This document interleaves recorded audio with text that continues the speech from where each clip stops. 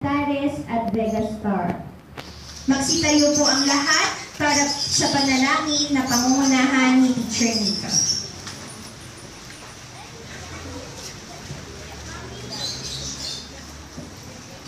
Sa ngalan ng Ama, ng Anak, at ng Espiritu Santo. Amen. Panginoon, maraming salamat po sa araw na ito at kami inyong pinagtipon-tipon. Ngayon po ay aming pinagdiriwang ang buwan ng wika na may temang Filipino, wika ng pagkakaisa. Hinihingi po namin ang inyong gabay. Dana po ba? Uunahin po natin ang pagtula ng mga bata. Ang pamagat ng tula ay ang batang nag-aaral sa Bright Star. Palakpakan naman po natin sila.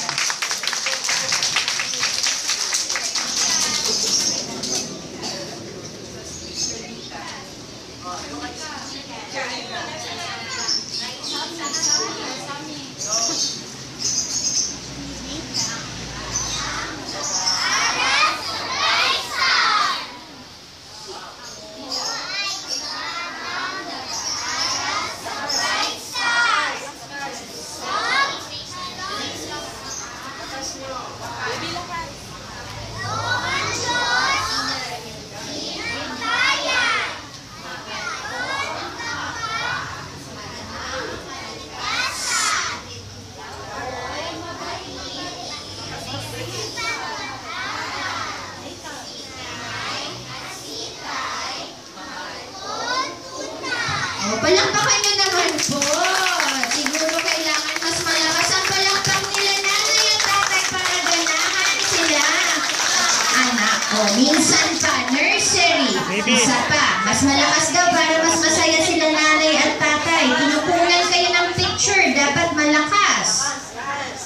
Ready na? Handa na po ba? Opo, okay. Tingin kay Teacher Nika.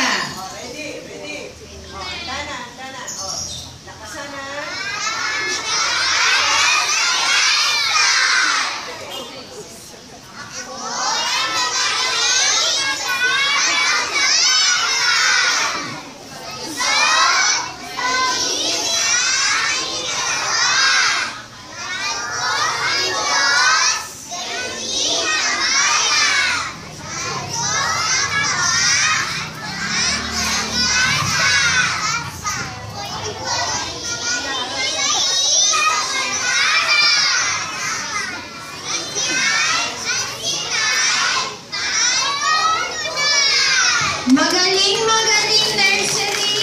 Ang gagaling pala! Ang gagaling naman. Very good yun sa English. Magaling. Parang di nyo ako naiintindihan. Okay, pag sinabi ni teacher, magaling. Very good. Okay? Oh, last na. Last na talaga, ha? Magaling na. Okay, go!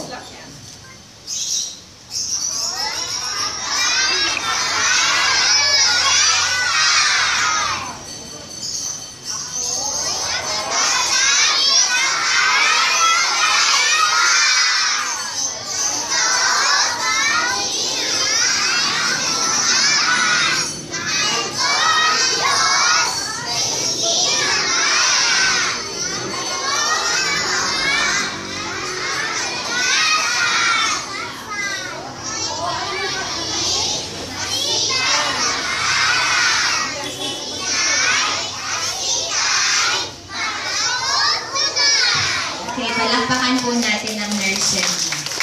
O, mga bata, humarap nga kay Teacher Nati. Harap po kay Teacher Nati. Ito si Teacher Nati. Sa harap, dito po.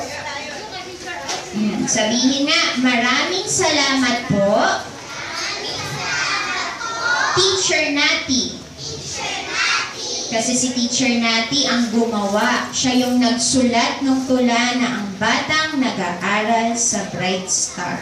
Tatandaan lagi yan. Hanggang Kinder 2, tutulain nyo yan. O ngayon naman po, magsiupo po kayo. Upo po muna. Inaanyayahan ko po ang lahat ng